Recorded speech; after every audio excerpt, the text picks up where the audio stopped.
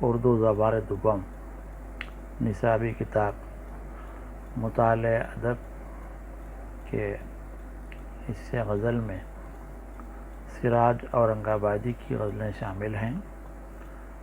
آئیے ہم سراج اورنگ آبادی کا تعارف اور نصابی کتاب میں شامل ان کی 2 غزلوں کے اشعار کی تفہیم پڑھتے ہیں۔ سراج اورنگ آبادی 1713 میں پیدا ہوئے، 1764 میں ان کا انتقال ہوا۔ اورنگ آباد دکن سے تعلق رکھنے والے اردو غزل کے مشہور شاعر گزرے ہیں۔ ان کا تعلق اورنگ آباد سے تھا۔ اورنگ آباد دکن میں پیدا ہوئے۔ ان کا اصلی نام سراج الدین تھا۔ والد کی صحبت میں رہتے ہوئے سراج کو بھی بچپن سے تصوف اور شاعری سے لگاؤ پیدا ہو گیا تھا۔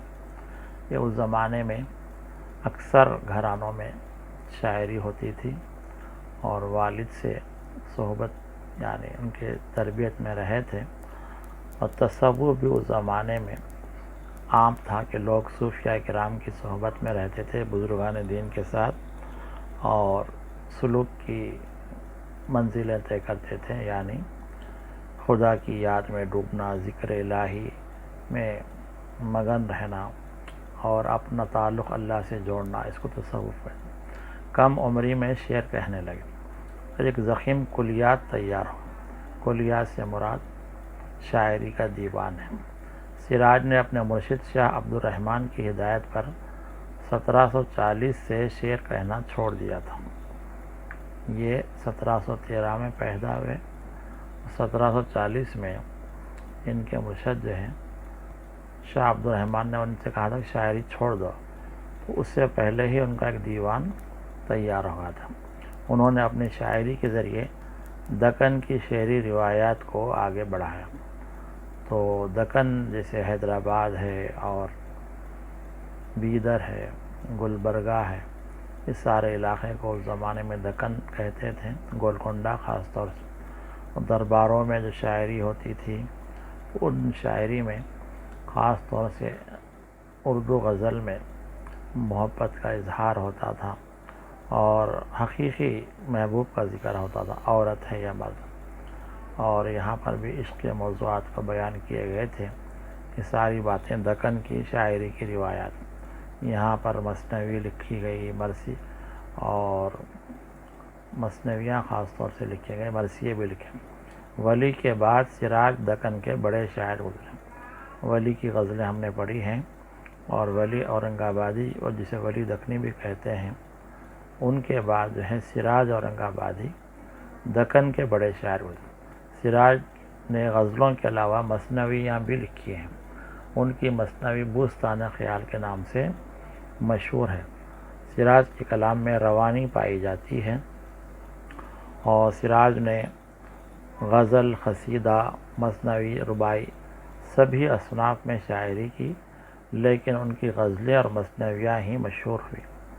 سراج کی غزل میں عشق مجازی کی جھلک دکھائی دیتی ہے۔ عشق مجازی سے مراد دنیاوی عشق کے انسان کو کسی انسان سے محبت ہو جائے، بھائی بھائی کی محبت، بھائی بہن کی محبت، باپ بیٹے کی محبت، انسان کو کاروبار سے عشق ہوتا ہے، انسان کو ماحول سے عشق ہوتا ہے، یہ ساری باتوں کو عشق مجازی ہے۔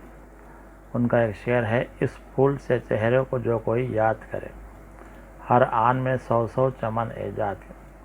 اپنے محبوب کے بارے میں انہوں نے لکھا کہ جو کوئی اپنے ان کے محبوب کو یاد کرتا ہے تو ایک ایک لمحے میں 100 چمن ایجاد کرے۔ جیسے چمن میں ہر طرح کے پھول ہوتے ہیں، خوشگوار مناظر ہوتے ہیں، یہ مجازی عشق کی مثال ہے۔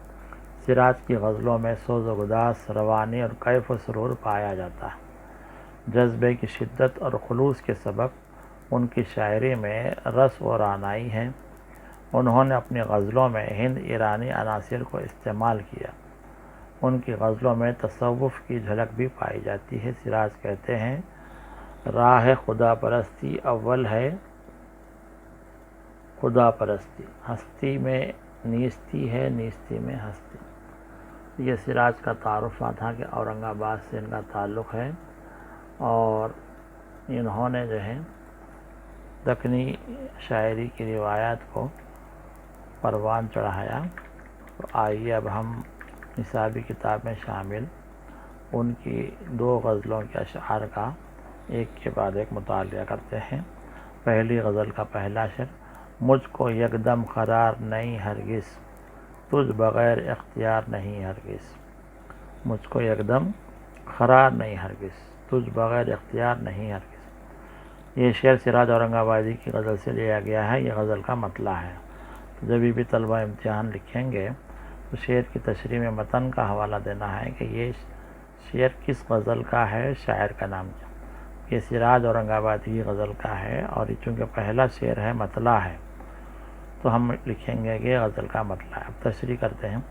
غزل کے مطلع میں سراج اپنے عشق کی کیفیت بیان کرتے ہوئے کہتے ہیں کہ محبوب کے بغیر مجھے ایک لمحہ بھی چین و سکون حاصل نہیں ہے، مجھ کو یکدم نہیں قرار نہیں ہرگز۔ یہ قرار جو بے چینی ہے وہ محبوب سے دوری کے سبب ہے، اور میں محبوب کے بغیر ہوش حواس میں نہیں رہتا، تو جو بغیر اختیار نہیں ہرگز۔ اختیار سے مراد ہوش حواس۔ یہ شعر عشق حقیقی میں ڈوبا ہو، یعنی ایک بندے کو جو خدا سے عشق ہوتا ہے، اس کا عشق حقیقی میں بندہ اپنے محبوب خدا سے دور رہتا ہے۔ وہ اس دنیا میں قیدی کی طرح زندگی گزارتا ہے، اور ہر لمحہ اپنے محبوب کے دیدار اور اس کی ملاقات کے لیے بے چین ہے۔ یعنی جن بندوں کو اللہ سے سچا عشق ہوتا ہے تو وہ اللہ سے ملنے کے لیے بے چین رہتے ہیں۔ اسی لیے کہتے ہیں کہ جب کسی بزرگ کا انتقال ہوا تو کہتے ہیں کہ ان کا وصال ہوا۔ اس کی بے چینی کا اظہار کرتے ہوئے بندہ اپنے خدا سے محبت اور تعلق کو ظاہر کرتا ہے۔ عشق کے سبب دنیا کے کام بھی ہوتے ہیں۔ انسان کو دنیا کے کاموں میں کسی چیز کو حاصل کرنے کی خواہش نہ ہو تو وہ بیکار ہو جاتا ہے۔ یہ عشق جذبہ ہے کہ انسان سے کچھ نہ کچھ کام کرتا ہے اور کسی کام کا نہیں رہتا اگر اس کے اندر جذبہ نہ ہو۔ اس لیے ہر انسان کو خدا سے عشق رکھنا چاہیے اور دنیا کے کاموں کو کرنے کی جستجو رکھنا چاہیے۔ دونوں معنی ہیں کہ انسان کو اللہ سے عشق بھی ہونا چاہیے اور دنیا میں بھی زندگی کو بہتر طریقے سے گزارنے کے لیے کچھ نہ کچھ جذبے ہونا چاہیے۔ اس شعر کا مرکزی خیال یہی ہے کہ شاعر خدا کے عشق میں ڈوبا ہوا ہے اور محبوب کے بغیر اسے چین نہیں آتا اور نہ ہی اس کے ہوش و حواس قائم رہتے ہیں۔ اپنے مقصد کے حصول کے لیے شدت جذبات کا اظہار کیا گیا ہے۔ یہ جو ہے شعر کا خلاصہ تشریح ہے۔ دوسرا شعر دیکھیے: بزم عشاق میں ارے زاہد، عقل کو اعتبار نہیں ہرگز۔ شاعر کا رائے کہ عاشقوں کی مجلس۔ اس شعر میں سراج نے عقل کے مقابلے میں عشق کی برتری ظاہر کی۔ شاعر کہتا ہے کہ عاشقوں کی محفل ہے، یہاں لوگ اپنے مالک کے حقیقی خدا سے سچا عشق کرتے ہیں دنیا میں، اور انہیں دنیا کی فکر نہیں ہوتی اور نہ وہ دنیا کے کاروبار کے بارے میں اپنی عقل سے سوچتے ہیں، نہ ہی اسباب پر بھروسہ کرتے ہیں۔ یہ 2 باتیں ہیں کہ انسان دنیا میں بہت کچھ سوچتا ہے کہ ایسا ہوگا ایسا ہوگا، لیکن اللہ تعالیٰ جو چاہتے ہیں وہی ہوتا ہے۔ عقل سوچتی ہے کہ آگ میں جائیں گے تو آگ جلا دے گی۔ ہمارا مشاہدہ ہے، اسباب اسی کو کہتے ہیں۔ پانی انسان کو ڈبا دے گا،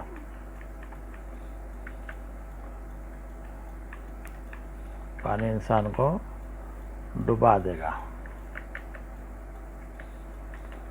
لیکن خدا کے سچے عاشق بندے ابراہیم علیہ السلام بے خطر آگ میں کود پڑے تھے۔ یہ ہم جانتے ہیں کہ نمرود بادشاہ جو ہے آگ جلایا تھا اور ابراہیم علیہ السلام کو اس میں ڈال لیے تھے، اور آگ نے ان کا کچھ نہ بگاڑا اور ان کے لیے سلامتی والی ہو گئی۔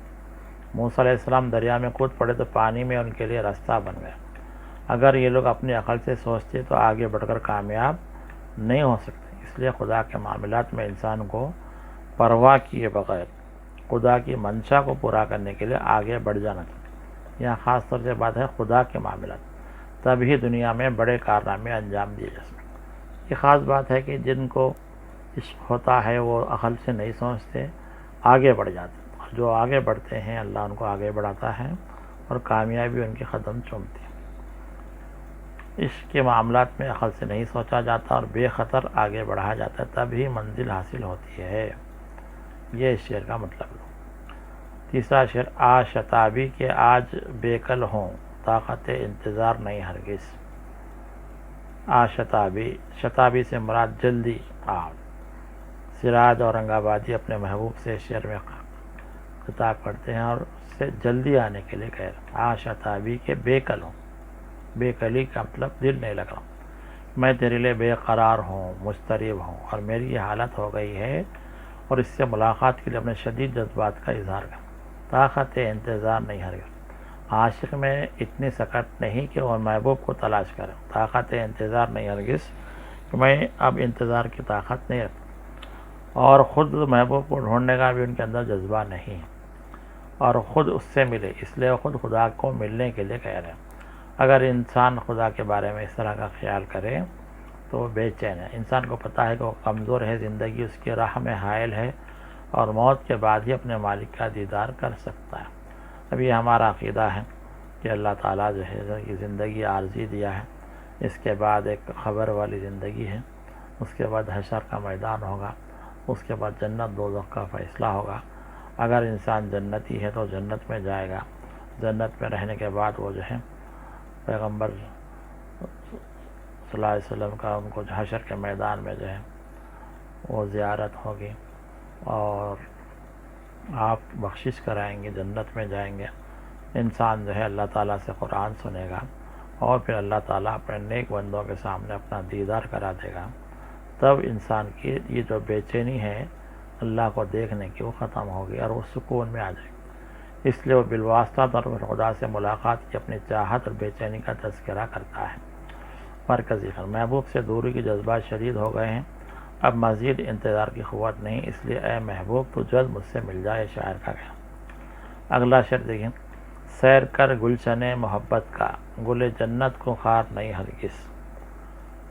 گل جنت، جنت کا پھول، خار کا مطلب کانٹے۔ اس شعر میں شاعر سراج نے محبت کے جذبے کی اہمیت، پاکی و عظمت بیان کی اور کہا کہ محبت کا جذبہ اعلیٰ و رفع ہوتا ہے، اس میں کوئی خرابی نہیں ہوتی اور نہ ہی کسی طرح کا غم اور پریشانی ہوتی۔ محبت کو پھولوں کے باغ سے تشبیہ دیتے ہوئے سراج کہتے ہیں کہ جس طرح جنت کے پھولوں کو کانٹے نہیں ہوتے، اسی طرح محبت کے جذبے میں نفرت نہیں ہوتی۔ اس لیے شاعر لوگوں کو محبت کے جذبے سے سرشار ہونے کا مشورہ دیتا ہے۔ شاعر خود ساختہ عشق و محبت میں ڈوبا ہوا ہے، اس نے محبت کا مزہ چکھا ہے اور اپنے تجربے سے دوسروں کو بھی واقف کرا رہا ہے۔ مرکزی محبت کے جذبے میں نفرت نہیں ہوتی، اس لیے سب کو محبت کے جذبے سے سرشار ہونا چاہیے۔ پانچواں شعر اس غزل کا، میں کشان شراب وحدت کو، روز محشر خمار نہیں ہرگز۔ یعنی جو اللہ تعالیٰ کی توحید کی شراب سے جو ہے اپنے آپ کو سرشار کیے ہوئے ہے، قیامت کے دن، روز محشر یعنی قیامت کے دن انہیں ناکامی نہیں ہوگی۔ شعر میں سراج کہتے ہیں کہ جو لوگ خدائے وحدہ لا شریک کی محبت میں ڈوبے رہتے ہیں، انہیں حشر کے میدان میں اور آخرت میں کسی قسم کی دشواری اور رسوائی نہیں ہوتی۔ تو اس دنیا میں انسان کو ایمان کا تقاضا پورا کرنا ہے اور اللہ کی محبت رکھنا ہے۔ اللہ کی محبت سے مراد یہی ہے کہ اللہ کی ہمیشہ اطاعت ہو، نبی صلی اللہ علیہ وسلم کے طریقے پر زندگی گزارے اور وہ خوشی خوشی جنت میں داخل کر دیا جائے۔ ایسے ہی لوگ اور دیدار الہی کی نعمت سے سرفراز کیے جاتے ہیں۔ شاعر کو یقین ہے کہ جو خدا کا ہو جاتا ہے اور خدا اس کا ہو جاتا ہے، اسے دنیا کے سبھی غم ہلکے دکھائی دیتے۔ اللہ تعالیٰ اپنے بندوں کو امتحان میں بھی ڈالتا ہے۔ ابراہیم علیہ السلام کو جیسے ڈالا، حضرت ایوب علیہ السلام، حضرت یونس علیہ السلام، یہ سب امتحانات سے گزرے اور صبر سے کام لیے اور اللہ کی مان کے چلے تو اللہ تعالیٰ ان کو پھر جنت دیا ہے اور اعلیٰ درجات۔ اور آخرت میں حشر کے میدان میں جبکہ لوگ نفسا نفسی کے عالم میں رہے، حشر کے میدان میں ہر انسان جو ہے اپنے ہی انجام کے بارے میں فکر مند رہے، صرف ایک خدا کو ماننے والے سکون میں رہتے ہیں۔ مرکزی خیال، ایک خدا سے محبت کرنے والوں کو دنیا کا کوئی غم نہیں رہتا اور وہ آخرت میں حشر کے میدان میں بھی پرسکون و مطمئن رہتے ہیں۔ چھٹا شعر، کوچا بے خود میں مجنوں کو، سگے لیلا سی آر نہیں ہرگز۔ اب کوچا سے مراد گلی ہے، اور مجنوں جو ہے لیلا کی گلی میں، جب لیلا کے عشق میں گرفتار ہے تو اس کی گلی کے کتے سے بھی اس کو ڈر نہیں ہے۔ اس شعر میں محبوب کی اداؤں کو پسند کرنے کا ذکر کیا گیا ہے۔ شاعر کہتا ہے، شاعر کو اپنے محبوب کی ہر چیز بھلی لگتی ہے، جس طرح مجنوں کو لیلا کا کتا بھی اچھا لگتا ہے اور اس سے ڈرتا نہیں، اسی طرح خدا سے محبت کرنے والا سچا عاشق بندہ اس کائنات کی ہر شے میں اپنے محبوب خدا کی جھلک دیکھتا ہے، اسے خدا کا ہر حکم اچھا لگتا ہے اور اس پر عمل کرنے میں وہ پیچھے نہیں ہٹتا۔ اپنے محبوب خدا کی ہر ادا کو پسند کرنا اور خدا کے احکامات پر عمل کرنا اور نافرمانی سے بچنا سچے عاشق بندے کی شان، یعنی اگر ہم چاہتے ہیں اللہ کو تو اس کے احکامات پر عمل کرنا، پھر نافرمانی سے بچنا۔ ایک تو اچھا کام کرنا ہے اور دوسرے نافرمانی سے بچنا ہے۔ کیا ہے یہ؟ سچے عاشق بندے کی شان ہے۔ اس غزل کا مقطع دیکھیے، ہجر کی رات میں مثال سراج، اشک غم کا شمار نہیں۔ جو محبوب سے دوری کی جیسا سبب رات میں جو غم ہوتا ہے، اس غم کے سبب بہنے والوں آنسوؤں کو شمار نہیں کیا جاتا۔ اس شعر میں شاعر اپنے محبوب سے دوری کے سبب رات میں بہائے گئے آنسوؤں کا تذکرہ کرتا کہتا ہے کہ ہجر کی راتوں میں میں نے بے حساب آنسو بہائے۔ اپنے آنسوؤں کو بے حساب قرار دیتے ہیں شاعر اپنی تڑپ اور محبت کی شدت کا اظہار کرتا ہے اور خدا سے سچی محبت کرنے والے عاشقوں کو تلقین کرتا ہے وہ بھی خدا کی یاد میں روئیں اور اس کی یاد سے غافل نہ رہیں۔ یہی وجہ ہے کہ سچے مومن بندے رات کے وقت جبکہ ساری دنیا نیند کے مزے لیتی ہے، اپنے بستروں سے اٹھتے ہیں تہجد کی نماز میں خاص طور سے، اور اندھیرے میں خدا کی یاد کرتے ہوئے چپکے چپکے آنسو بہاتے رہتے ہیں۔ خدا کو ایسے ہی راتوں میں رونے والے بندے پسند ہیں۔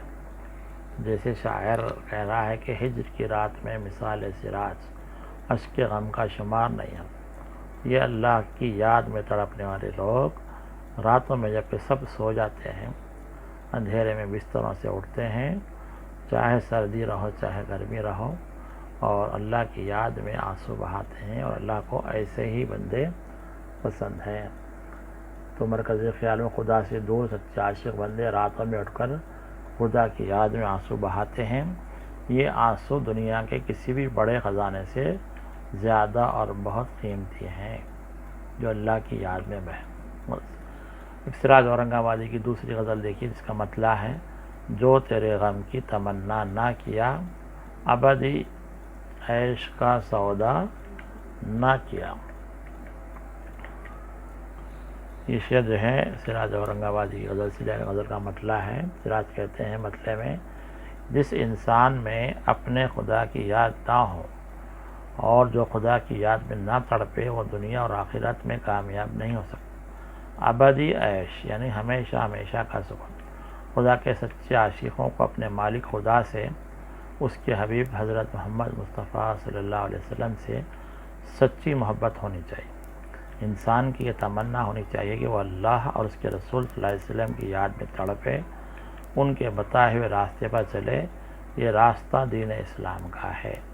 جو اس غم میں ڈوب کر زندگی گزارے گا، اس کی دنیا بھی کامیاب ہوگی اور آخرت میں بھی وہ سرخرو ہوگا۔ جو تیرے غم کی تمنا نہ کیا کا مطلب یہی ہے کہ انسان اللہ کے لیے غم میں ڈوبے، تو ایسے لوگ کیا ہے، دنیا میں بھی کامیاب ہوں گے اور آخرت میں بھی کامیاب۔ مرکزی خیال، خدا اور اس کے رسول صلی اللہ علیہ وسلم کی محبت تمام انسانوں کی کامیابی کا واحد راستہ ہے، دونوں سے محبت۔ دوسرا شرط، اپنی آنکھوں سے جو پنہا نہ ہوا، اس سے کچھ عمر میں پیدا نہ ہوا۔ اس شعر میں سراج انسان سے کہتے ہیں کہ اگر وہ اپنے وجود کو نہ مٹا، اپنی آنکھوں سے پنہا ہونا، اپنے آپ کو مٹا دینا، تو کچھ بن نہیں سکتا، اور اپنے وجود کو مٹا کر دنیا میں کچھ نام نہ کمایا تو اس نے اپنی عمر یوں ہی گزار۔ مشاہدہ ہے کہ بے جان بیج جب تک زمین کے اوپر رہے گا، اس میں سے پودا نہیں پیدا ہوتا۔ اگر اس بیج میں کو زمین میں کے اندر ڈال دیا جائے اور اسے پانی دیا جائے تو بے جان بیج میں سے جاندار پودا نکل آتا ہے، اسی طرح انسان بیکار پڑا رہے تو زندگی میں کامیابی حاصل نہیں کر سکتا۔ اگر کسی انسان کو دنیا کے مسائل کا حل نکالنا ہوگا تو اسے اپنی جان اور مال اور وقت کو کسی مقصد کے پیچھے لگانا، تب ہی انسان کچھ کامیابی حاصل کر سکتا ہے۔ یہ دنیا کا مشاہدہ ہے کہ کچھ پانے کے لیے کچھ کھونا پڑتا ہے، تو جیسے بیج کو زمین کے اندر ڈالے تو پودا نکلتا اور بڑا پیڑ بنتا، ویسے ہی انسان کچھ کرنے کے لیے مر مٹے، کچھ اپنی محنت کرے، تبھی اسے کامیابی حاصل ملتی اور اپنی دنیا اور آخرت بنا سکتا۔ بیکار انسان کی زندگی بھی بیکاری میں گزر جاتی ہے۔ مرکزی خیال، زندگی میں کوئی مقصد حاصل کرنے کے لیے اپنے جان، مال اور وقت کو لگانا پڑتا ہے، بیکاری سے زندگی برباد ہو جاتی۔ دوسرا شعر، حیف ہے اس کی تماشا بینی، چشم باطن کو جو کوئی وا نہ کیا۔ شاعر افسوس کا اظہار کر رہا ہے کہ جو دنیا میں آئے دن پیش آنے والے واقعات اور حادثات سے سبق حاصل نہیں۔ یہ انسانی زندگی کیا ہے، ہمارے لیے روزانہ کچھ نہ کچھ نیا سبق سکھاتی۔ دنیا میں جو حادثات ہو رہے، واقعات ہو رہے، ان سے تجربہ حاصل کرنا۔ اس کائنات میں مخلوقات کو دیکھتے ہوئے ان کے اور خود انسان کے خالق خدا کو نہیں پہچانتے۔ اگر کوئی نہیں پہچانے تو افسوس کی بات۔ انسان کو چاہیے کہ وہ کائنات کی مخلوقات، سورج، چاند، ستارے، زمین، آسمان کو دیکھ کر خالق خدا کی عظیم قدرت کو پہچانے۔ کیسی کیسی چیزیں اللہ نے بنا دی ہیں جو اللہ کے حکم پر چل رہی ہے۔